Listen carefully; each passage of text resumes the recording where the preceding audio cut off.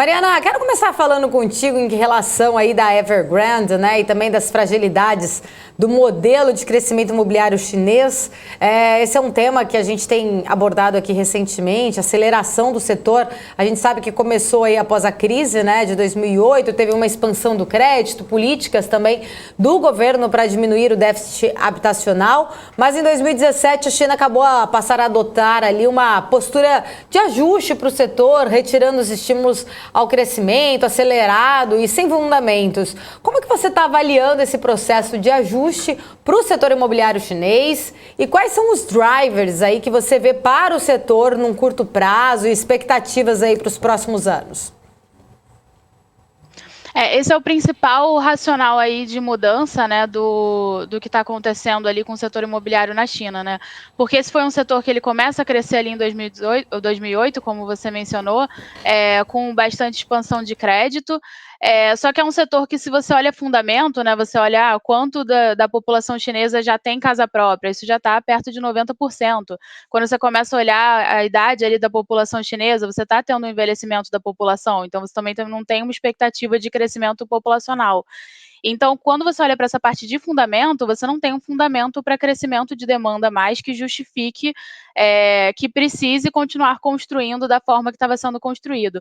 E o posicionamento do governo até então estava sendo de impulsionar essa demanda, porque você olhava do ponto de vista de que precisava sustentar um crescimento e uma geração de empregos, e o setor imobiliário ele é muito relevante para a China, ele foi muito relevante durante todo esse período de crescimento da China, né? Ele diretamente ali 15% do PIB da China, é mais ou menos essa parte de setor imobiliário.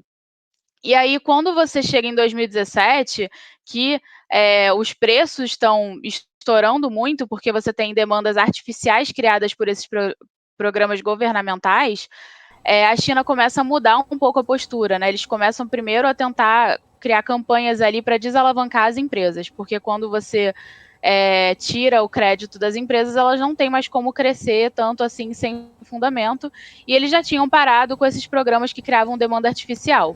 Esse programa de desalavancagem ele não funcionou de forma tão grande, porque você tinha ainda as empresas conseguindo vender apartamentos antes de começar a construção, né? Na China é muito comum você chegar ali, você compra o terreno, coloca um stand e vende todos os apartamentos na planta antes de começar a construir, e essa pré-venda ela financiava a construção, enquanto as empresas acabavam precisando só de dívida de curto prazo para poder comprar terreno.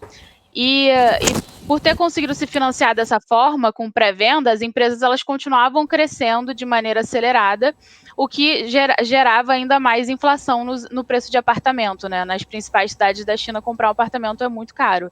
E o que mudou, principalmente no último ano, é que em agosto do ano passado, a China coloca um guidance que chama Three Red Lines, que são 3, basicamente, covenants ali para crescimento de dívida, que as empresas que não batessem esses covenants não poderiam realmente crescer a sua dívida.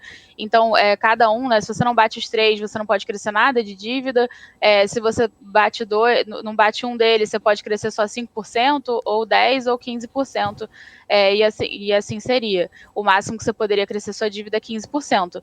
E o impacto disso para as empresas, né, que é o que a gente está vendo aí em parte com a Evergrande, é que as empresas não estão podendo mais pegar dívida, acho que já bateram os 3 ali, você tinha 2 no ano passado, mas mesmo as que batem só podem pegar uma dívida muito pequena, né? Então você tem 3 impactos. Primeiro, que as empresas estão comprando menos terreno, porque elas não têm tanto dinheiro para investir mais.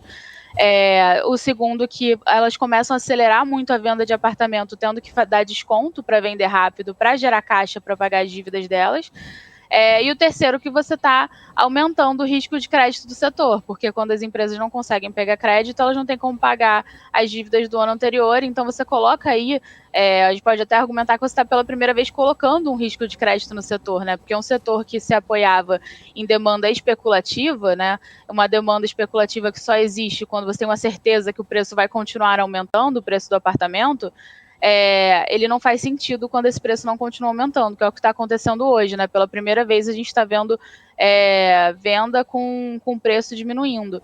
E aí, assim, para o governo, isso é o que eles queriam, no sentido de você acelerar a venda e você bater na inflação imobiliária.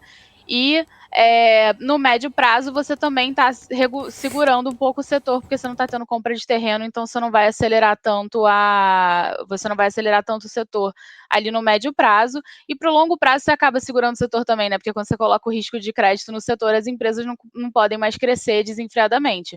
O que é perigoso aí nesse período de ajuste é realmente a questão do risco de crédito para as empresas, né? Porque esse setor ele é um setor que ele ajuda muito no crescimento da China e na geração de empregos. Então, você tem esse perigo de você acabar uma empresa gerando desemprego, ou então você desacelerando o crescimento da China. Mas o que é complicado é que a gente não sabe o quanto isso está nos planos da China já, né? Essa desaceleração e esse talvez aceitar um desemprego maior para poder controlar a inflação, a gente não tem ideia do que nível de desemprego o governo chinês estaria disposto a aceitar para poder controlar essa inflação, que tá nos planos dele controlar essa inflação de imobiliária nas principais cidades, né?